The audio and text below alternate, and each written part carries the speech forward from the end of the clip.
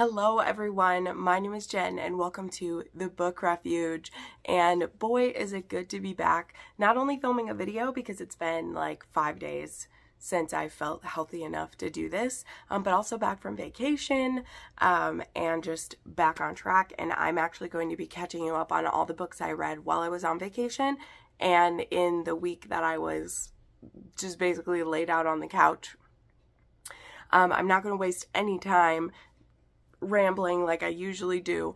I mean, I probably will because I have a very limited time on my voice. I have a time clock and I can't wear it out because tomorrow I have a very important interview with a wonderful lady. So we're going to plow through and I'm going to try not to be too overly verbose, not because I don't feel passionately about a lot of the books we're going to touch on, but literally because my throat can't handle it and I want to get to as much as I can. So let's go ahead and dive in. First, we do have a new patron to welcome. We have Megan Long. Megan, thank you so much for choosing to support my channel.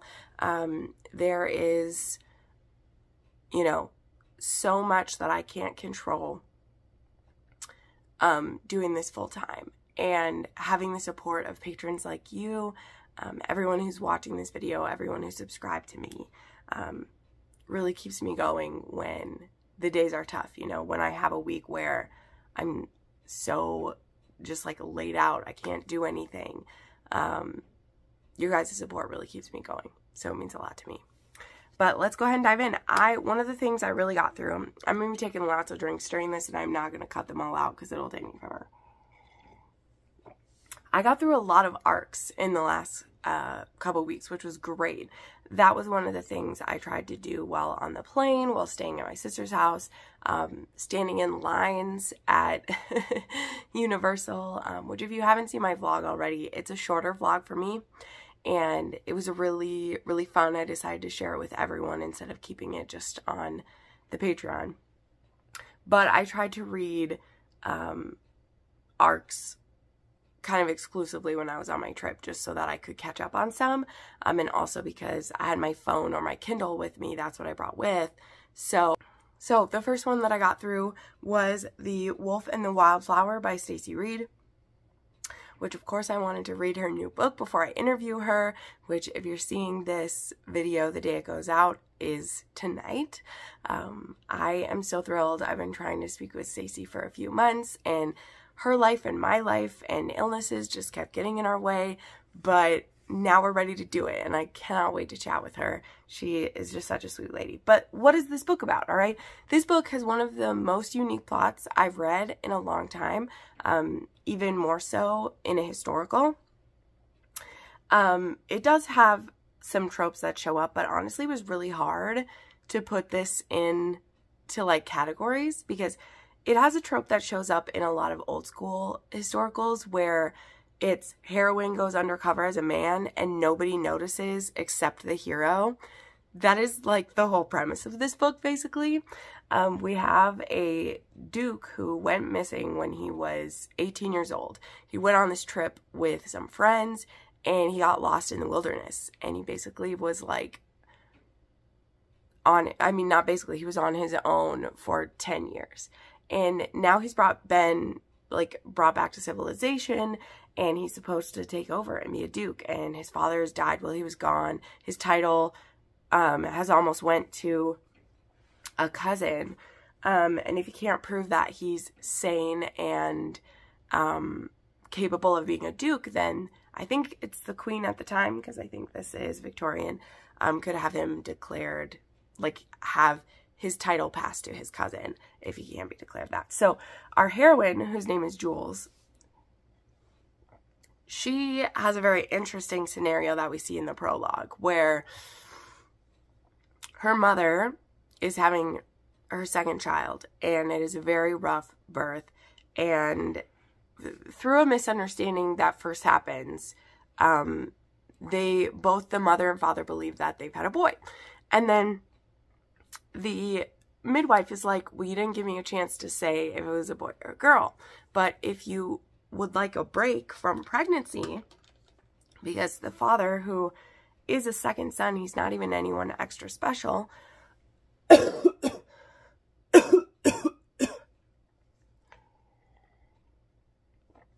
he really, really wants a son.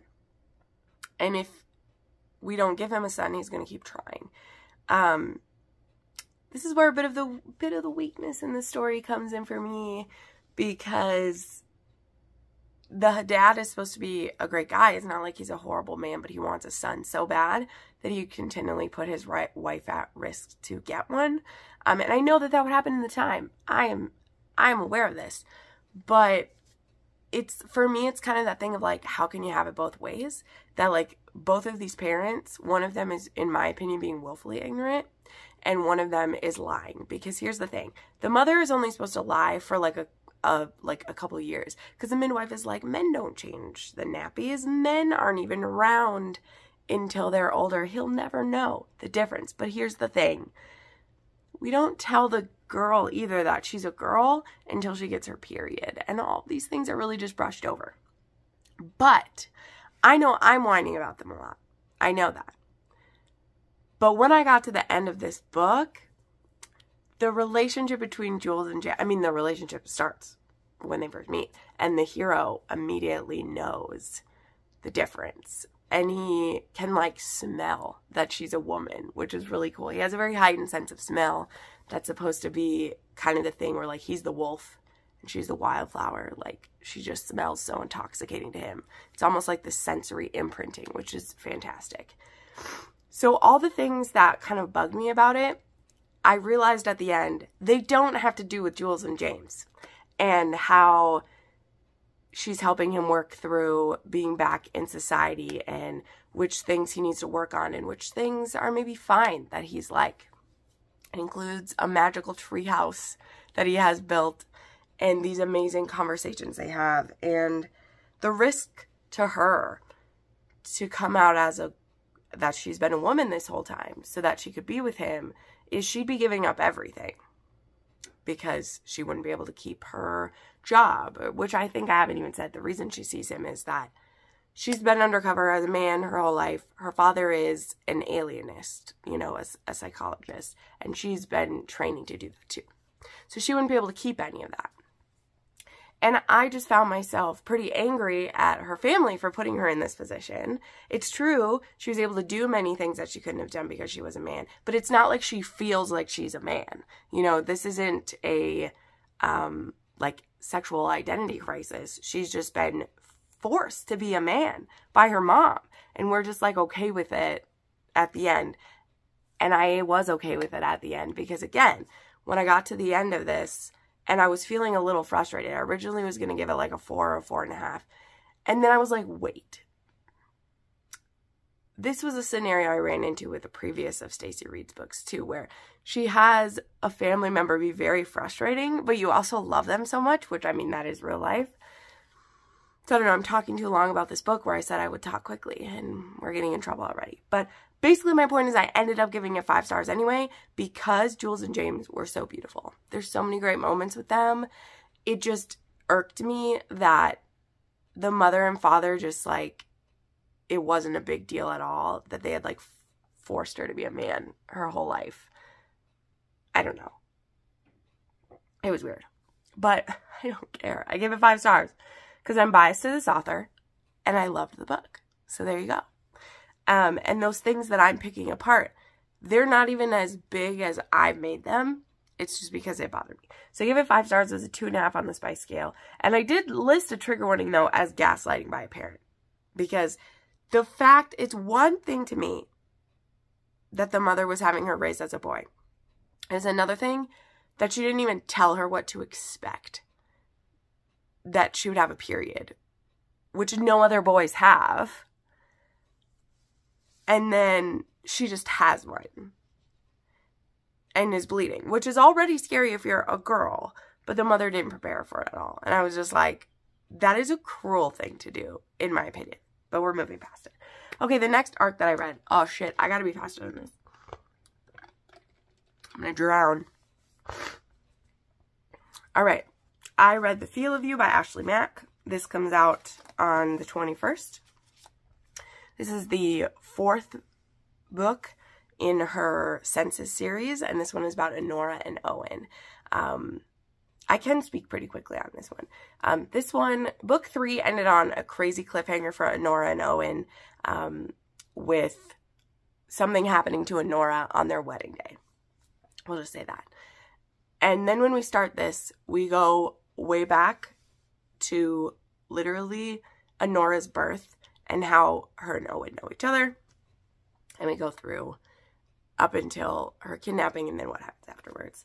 And I, of course, love being in this world. This was an extremely toxic relationship between these two, though, and not in, like, the fun way. Honora is completely for her family, which I had to double check on this because, I'll be honest, I had kind of forgotten by this point. But Honora is the one who's originally supposed to marry Dominic. Is it Dominic? Derek in the beginning. And now when you get the context of the fact that she's been in love with Owen and he's been in love with her their whole lives, the fact that she volunteers for that marriage when no one's making her, I'll just put this up, no one's making her, the fact that she volunteers for the marriage to be put in this arranged marriage kind of breaks my heart. Not kind of, fully breaks my heart that she does that to Owen when there's other people who... There are other siblings who could, and I mean, end up doing that. But now when you have the context of, like, she didn't even ask if any of her other sisters could. She was just like, oh, I have to. It's expected that I will. And it's like, yeah, but that's because your family doesn't know that you so deeply would want to marry Owen, and they wouldn't have made you. You know, this isn't a mafia family where they're like, we don't care what you want. It's a loving family. So you're kind of like, don't think so. But of course it was kinky and spicy and delicious, and I gave this one 4 stars, and it was a 3.5 on the spice scale, and there was some BDSM and all that good jazz. Then I read an arc for the Firefighters Dilemma by Mariah Ackerman. This is a series, this is called the Mile High Firefighters. I found this author on TikTok last year, and I just really like her. This one is kind of a shorter story. It's not quite a novella, but kind of. And this one is 2 firefighters, a man and a woman, Stephanie and Eli, who are both up for a lieutenant's position. Eli is a legacy firefighter. Stephanie is, this is her dream. This is what she wants, is to be a lieutenant. She's been on this track. This is what she wants. And they both get rounded up into being on this, like, web show that has first responders. And so they're competing for money for charity, as well as their boss, the current chief, is going to kind of use this to gauge who should be the next lieutenant who gets hired. And there's really only room for one of them to do that because there can only be one, like, next chief, and one of them wants it. So, friendly competition in this one. It was cute. There's like scavenger hunts and, like, rescue scenarios they have to do, and it was great. It was a good time. So I gave that one 4 stars, and it was a 2.5 on the spice scale. Then I was able to read an arc of the Counterfeit Scoundrel by Lorraine Heath, which I was also able to pick up a physical copy because they're already out. Why are we going back to shiny covers, Avon? I would like to know why we're going back to shiny covers, because I don't like it. The Duke, it even has a shiny cover too, and I was very disappointed. But okay, this one is the first in a new series, The Chessmen Masters of Seduction. This one is about Daisy Townsend and David Blackwood. And this begins where Blackwood basically has this whole, like, scheme going where he helps women get divorces. At the time, you needed 2 witnesses to speak to a woman's infidelity, and only the man could file for the divorce and get it granted. So what he does, because he had a mother who is in an abusive relationship with his father that led to her death. And so he wants to offer women a way out. And he doesn't mind risking his reputation because he also loves that every time he ends up in the papers as an adulterer, it sticks it to his dad a little more that his father didn't give his mother a divorce and his son is causing divorces all over the place. So what he does is he actually has quite a few women that come to see him, a different one every night of the week, and he makes it look like he's sleeping with all of them, but really they come and maybe play chess with him or maybe just sit and talk with him. Sometimes there's some cuddling so that other people could see. And then we have Daisy, who she is actually a sleuth, and she is hired by one of these women's husbands to find out if his wife is cheating or not. Now, the man that she's hired for is actually like the sweetest guy ever, and so I won't spoil what happens with that couple, but it was really cute, actually. Like, it was really cute. But it's kind of funny because Daisy, she just thinks this guy is such a scoundrel. Look at all these women that he is sleeping with. Like, why can't he just, you know, go find women who don't have husbands to do this with?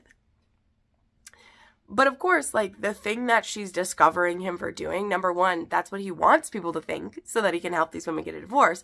But also, he's not doing anything with any of them. But she's gotten a job at his home so that she can spy on him. And he, of course, is immediately, like, taken with his new servant and is like, who is she? And why do we have a new servant? And why is she spying on me? And so it was just really great. I really, really loved this. And I loved the work that they were both doing. I really did. This is another case of, like, this scoundrel is a very feminist man in how he wants to help women in a way that society is failing them. And I really loved that. There was also a beautiful side story about Daisy's aunt, who basically raised her because her mother and father got into drugs, so opium of the time, and basically wasted away because of it. And so she was adopted by her aunt, basically, and her aunt is an unmarried lady, but not necessarily because she has to be. But I really loved this. As I was going through this story, there were times where I was kind of annoyed, and like in this one, kind of the third act conflict was a little bit like, really? But it was just also really beautiful as well, the work they were doing. And I mean, Lorraine Heath, I haven't read one of her books in so long, and I'm disappointed in myself for that. But I enjoyed this so much. So I gave this one 5 stars. It's a 2.5 on the spice scale. And there is a trigger warning for like a parent who died of a drug overdose, as well as like we see in some opium den in here. So drug use and stuff. All right. Then I read 3 fan fictions. Because after I read a bunch of arcs, I was feeling very satisfied in myself, and I was like, I want to read a fan fiction when I got home from vacation.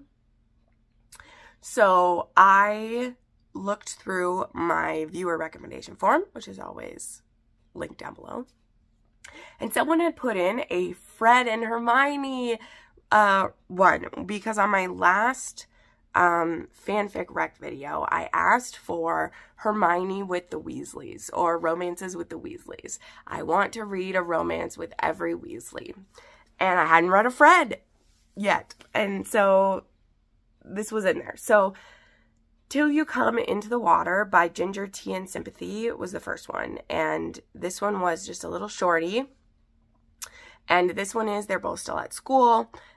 Fred is using the Marauders map, and he sees that every Friday Hermione goes into one of the like abandoned prefect bathrooms and is there for hours, and he wants to play kind of a little prank on her, but also he wants to see what she's doing because he kind of has a little crush on her. And so he sneaks in there and surprises her, and it turns out she just goes to have a long bath and relax, and now he's ruined it. But they then decide to kind of act on some of the chemistry that they both have, which I thought was really cute of them to do. And there's just one little steamy scene that's basically a one-shot, but it was really cute, and it whetted my appetite. So I gave that one 4 stars. It was a 2 on the spice scale. Then I just went ahead and clicked on the couple, because you can do that on AO3. You can click on the couple, and then I refined the searches a little bit, and I found a few more Fred and Hermione. So then I read Bedazzled Brandy by Junie Bug 3. And this one, again, was basically the same scenario. They're both, like, well, are they a year out of school, or are they still in school in this one? I can't remember. But for this, it's somebody's like coming of age party. And they all go out and get drunk, and her and Fred, like George knows that Fred likes Hermione and Hermione likes Fred. And so he pretends that he's gonna hook up with Hermione to get Fred being competitive. And then he's kind of like, have fun. So this was just a cute, kind of a setup by their friends in that one too. So that one was cute as well. Also 4 stars. Also only really, it's not a one shot because there's chapters, but this one was really short as well. But they're great if you want to test out a Fred and Hermione, because that's what I did. And then I took on a bigger one, which was called Sudden Changes by Mrs. Marauders. And this one I really did love. I also gave it a 4 star because of some of the complaints that I have, but I really liked this one because this one was a one-night stand accidental pregnancy. And this one also involved them being drunk and having a night together. Ron had just broken up with Hermione, and she is really upset, and her and Fred have a one-night stand. And then a couple months later, there's a marriage law that gets put out. If you already are with someone, you can request, the ministry will check your bloodlines and make sure that you'd be a good match. It's that whole thing where like they want you to have 2 kids within a certain amount of years, or they'll marry you to someone else, blah, blah, blah. And when Hermione is going to get her match, they of course do like a blood test, and she's pregnant. And she's like, oh my God, it's Fred's. And Fred is immediately like, you know, he thinks that it's Ron's, and she's like, I hadn't been with Ron in like 6 months. It's you. And he is immediately like, oh, okay, cool. Yeah, I'm in. And so they end up getting matched by the ministry. And what's also cool is like we see all the other couples matched as well. Including with someone who is kind of evil. And so there's that. But yeah, so this one is really kind of cute because we get to see the pregnancy through the whole thing. And of course, she's pregnant with twins.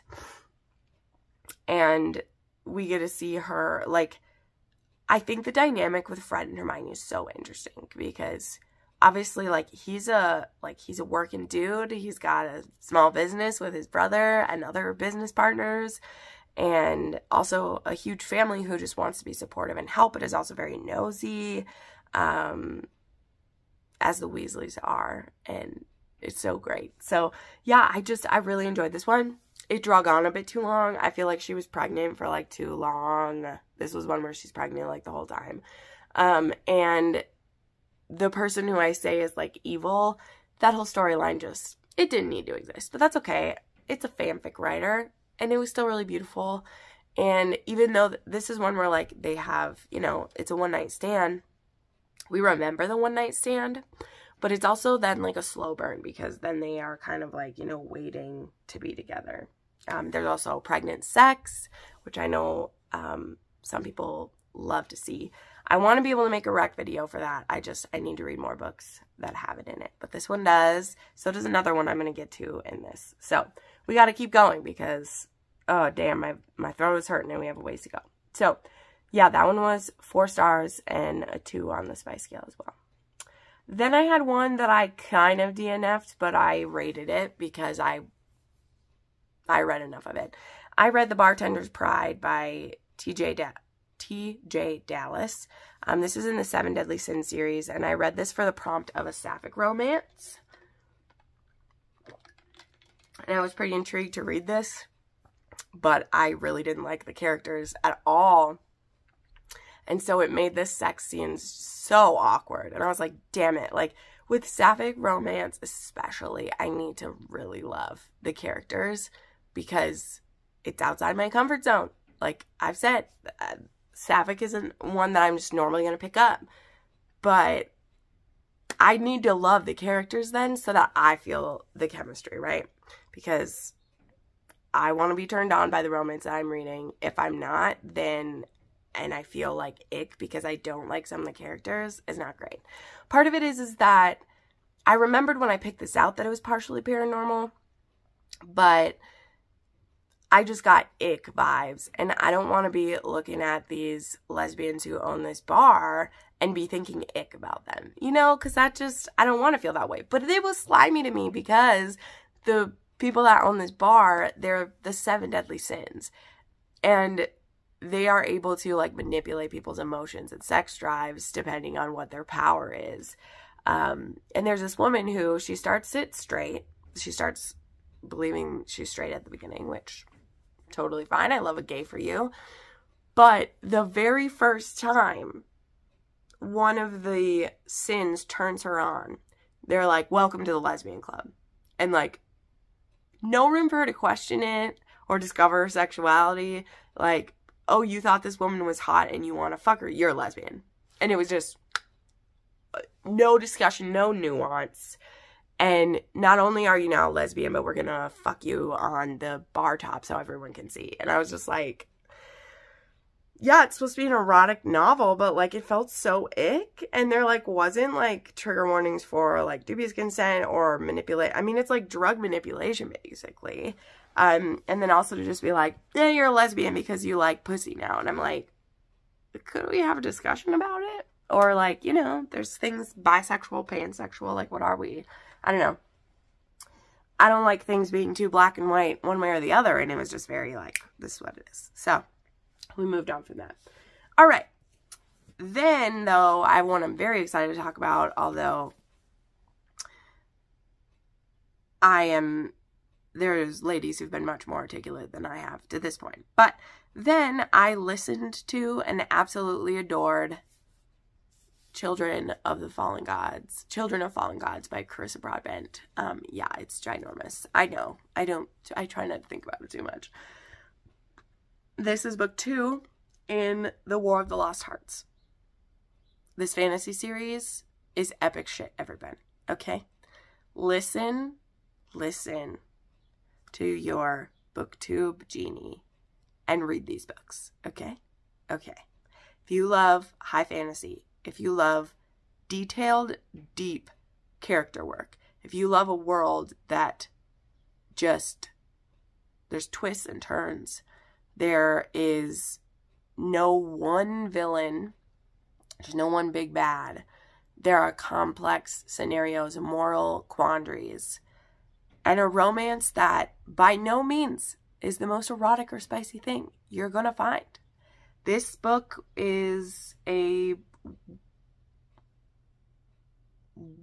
I put a 2, but it's a 1.5 on the spice scale. Okay, it's a 1.5. But it is gut-wrenching and perfect. The audiobooks are excellent. Yeah, it's so great. I can't even go into what the story's about. I'm sorry. My brain can't do it right now. Go check out Big Sis. Go check out Crystal's Bookish Life. She did a overview of the series if you need more details on your fantasy to read it. I suggest you don't know too much. I don't know. Because I feel like it would just be overwhelming. Like, you know, it's like if you try to know spoilers for it, there's so much you have to explain. It's one of those series that you just really have to build with it. But this series is not going anywhere. I can't wait to read the 3rd one. I would have read it already if I wasn't up against some tight deadlines for some stuff. And the 3rd book is even bigger than this one. But again, the audiobooks are brilliant. Carissa Broadbent had some trouble with these while I was on vacation. I mean, a lot of people did these. They were taken out of KU there or whatever. So like I just bought the physical books and the audiobooks because those ones won't go anywhere if that happens. But they're fantastic. This was a 6-star book. This was a 6-star book to me. And it's because it is so well written and put together. There was reveals that had me gasping. I was reading this during reading sprints this week. And I was just making all these crazy faces. And just, my mind was blown. My mind was blown. It was crazy. So yeah, these are not overhyped in my opinion. But this is not a TikTok fantasy. This is not a quick to know what's happening, quick to spicy, quick to resolution. This is a true trilogy where you are going to be in deep and suffer with the people, and you are just going to want to die for them. You're going to want to die for them. Tasana is so complex and amazing. She has such a good heart while also having room for like justice and vengeance at the same time. And Maxentarius, our hero, he's the stuff of legends, you guys, okay? And again, not necessarily in the swoony, like, you know, Rhysand kind of swoon stuff, but in the like, I am a good man who war has beaten me, but I refuse to stop believing in good. And I fucking love it. I was comparing this to my friends, not only to some Sarah J. Maas vibes, which I know that's what everyone wants to compare because, you know, it's not trying to be cliche, but it's we all want that next series that makes us feel what Sarah J. Maas feels. That's why people compare things to SJM. Not because they're like, oh, it's like this because of this, this, and this. It's because people want it to make them feel like it feels. This made me feel like I was reading Mistborn. That's what I was sharing with a friend, where it's that character work is so good. With just, you know, there are open door sex scenes in here, and they're fun. It's just like, we're literally trying to save the world. We don't have time to bone all the time, right? And we're fighting a war, and we're exhausted and smelly and tired, but I love this person with my whole soul kind of thing. So anyway, 6 stars. That was so inarticulate. I'm sorry. I don't have the brain space to say how amazing these are, but start with The Daughter of No Worlds, get 2 Children of the Fallen Gods, and I'm going to read Mother of All That. What's the last one called? Sorry. Mother of...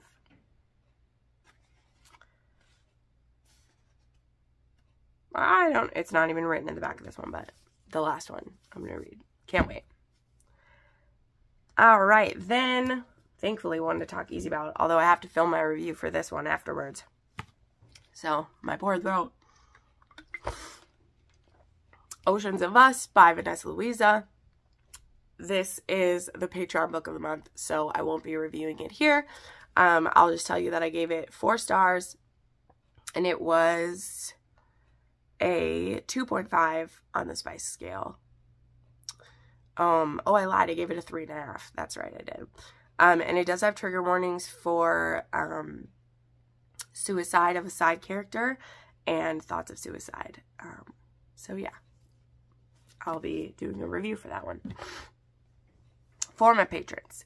All right, then I read an arc of The Chaperone by Noelle Adams. This one comes out on the 21st as well. This is the next book in the companion series. So the Companions for Hire is this company where you can hire a companion. They can be your companion in many ways except for a sexual way.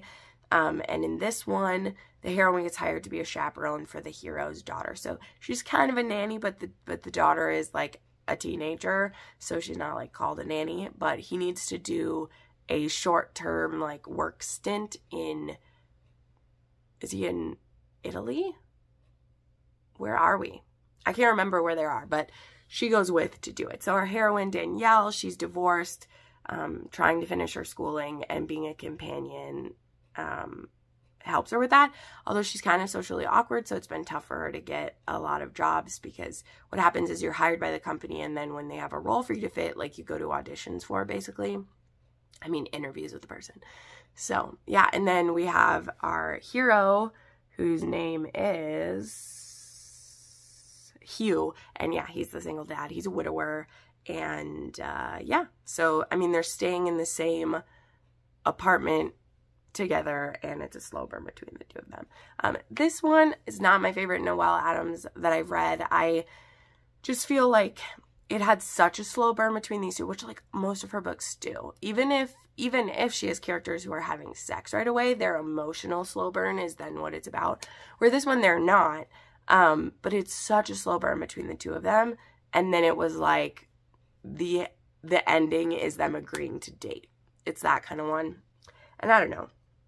That's always kind of tough for me, because I need more when there's so much like angst building up to it. I need more. And I didn't quite get it. But it did push me to then read some more Claire Kent, because I ended up making not a bracket, but like a backlist sheet for her. People have made those for like authors, so you can check off like which ones you've read.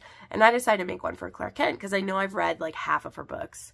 And it turns out that there's 8 of them that I haven't read.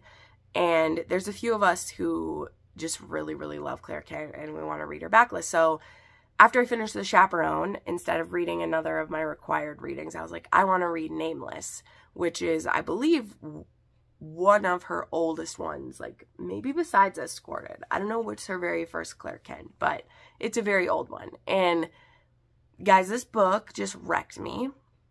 Absolutely wrecked me. I was crying almost the like whole second half of this book. And it's not even sad. Okay, I'll get to the point. But Nameless by Claire Kent is a accidental pregnancy. And the first half of the book is the pregnancy, and the second half is like after the baby's born and up through kind of like the first year of the baby's life.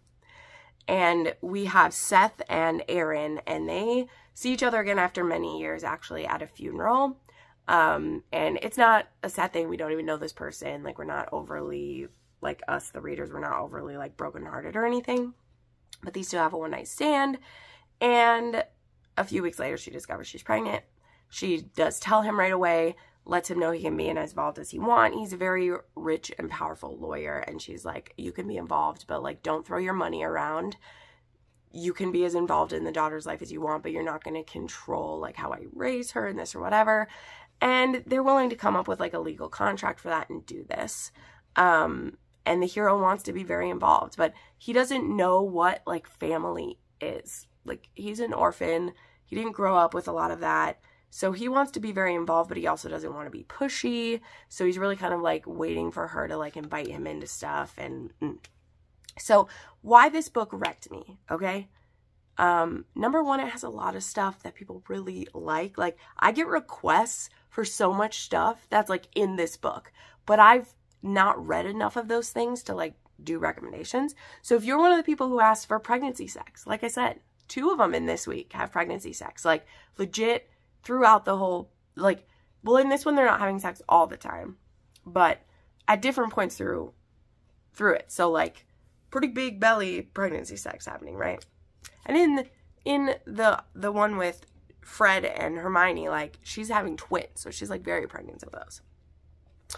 But like leaking booby sex happening too, like pre-baby lactation stuff and post-baby, a breastfeeding mom getting excited and milk spraying her partner kind of thing, not spraying, not but like dripping things.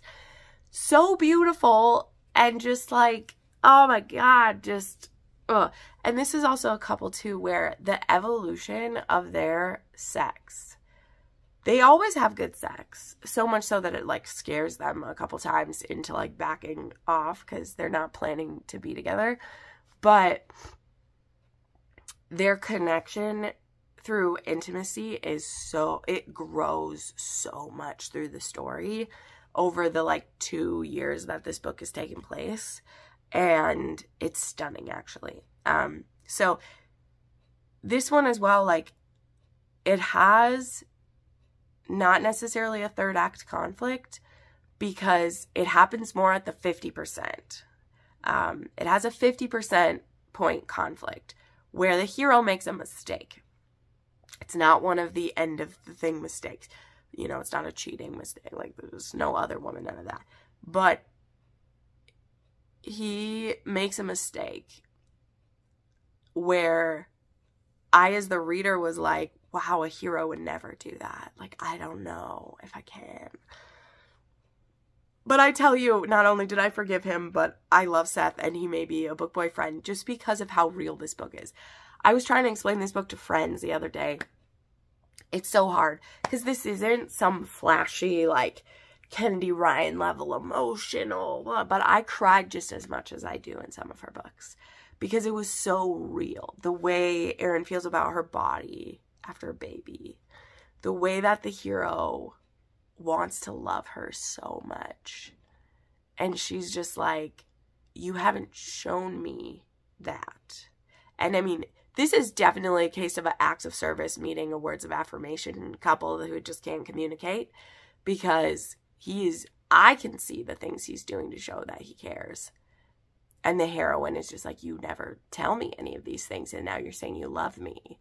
And I'm not there yet. Like, I'm not there yet. This has a pining hero. A long haul pining hero. And not pining from when they were kids. This isn't the case of, like, he loved her as kids or whatever. Like, his feelings for her, like, begin with that night of a one-night stand. But they only grow from there. So he's, like, pining from that point, you know. But again, there's nothing overly flashy about this. But yet, it got into my soul because I know people like this. I know people who lived this. Him not sure how to connect with his child because he never had someone connect with him that way. Him not sure if he's showing her he loves her enough because, you know, if Aaron can't see that he loves her when he feels like he's doing things, can my daughter see that I love her, kind of thing. So it was just all these everyday beautiful things that broke me. It wasn't anything over the top, like, devastating that happened. It was the beauty of small moments of real life that crushed me. So it's a long book. I think it's Claire Kent's longest book. So it's not going to be for everybody. And in fact, quite a few people might be like, that was boring, Jen. I don't know what you're talking about. And you know what? You might be right. But it wasn't boring to me. I couldn't put it down. I gave it 5 stars. It was a 3 on the spice scale. And it, like I said, it had some kind of specific kinky things, but without being overtly kinky, right? Because it had pregnant sex. There was, like, he doesn't feed from her, but he does, like, play with her nipples, and, like, it makes her, like, milk come down and stuff. Like, it was hot, okay? It was hot. It was hot. Because she feels so self-conscious. Like, there's one scene where she just is so horny and she wants relief, but, like, she doesn't want him to, like, look at her. Oh, God. And so he's, like, playing with her, and he's so turned on, and she's like, he's gonna have trouble getting it up. He's gonna have trouble getting it up. If he doesn't see me from the front again, and he is so gone for her. It's so good. It's so good. They also have great communication in the bedroom. Like, besides her, like, feeling, like, the insecure parts, like, there's lots of, we need to try a different position, or you're not getting me off this way. Also, something Claire Kent, she's done this in multiple books I've read. Sometimes they don't have to come together. Sometimes the woman doesn't come at all, and it's not a case of, like, he couldn't do it. She honestly is tired, but she wanted intimacy. And so she's like, no, baby, this is for you tonight, and it's for me to hold you. That's all I need. And I love that so much, because that's real life. It's not always a chore to let your loved one have pleasure when you don't, like, need it. Like, that's not them always taking advantage of you. It would be if that was it every time, if they didn't care. But when it's mutually her, where she's like, you know, it'd be a lot of work for me to, like, get there right now. And I'm just enjoying you being with me. So this is for you.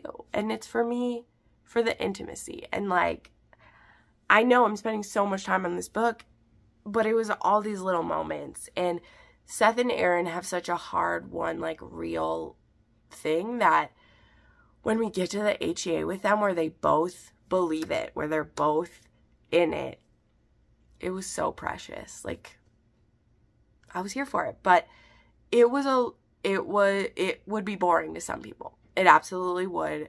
It also comes in that, like, I have read many, many Claire Kent at this point, and to read one of, like, her first books, there's so many things from, like, Travis from Last Light that show up in Seth, or, like, Carl or Calvin.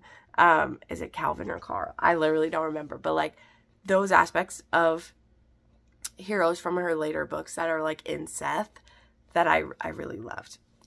So yeah, I gave it 5 stars. And then I read Afterwards, which has 2 short stories about them. One takes place 7 years after they've been together, and one takes place 17 years later. And those are both really cute.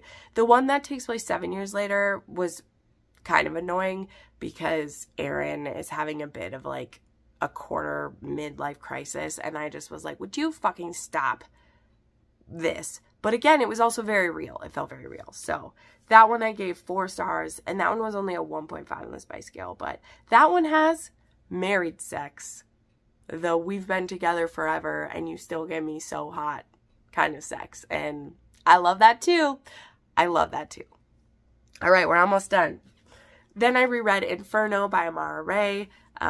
This is for a patron, and of course, I still freaking love it. It's a 5-star book. It's a 4 on the spice scale. This one is probably the kinkiest of all of them. Like, seriously. Finn in book 2, he's also very kinky, but this one has blood play, lots of fluids, the like where my cum type of stuff, dubcon, binding, blindfolds involved, spanking the kitty. Like, it's got all of it in this one. But this one's book 3 in the Immortal Coven series. And this one is the Berserker and the Fire Witch. So, love that one. And then I threw in as a treat for myself last night, because I do still have some patron books I have to get through, some annotating I have to get done, some book club books I have to get to.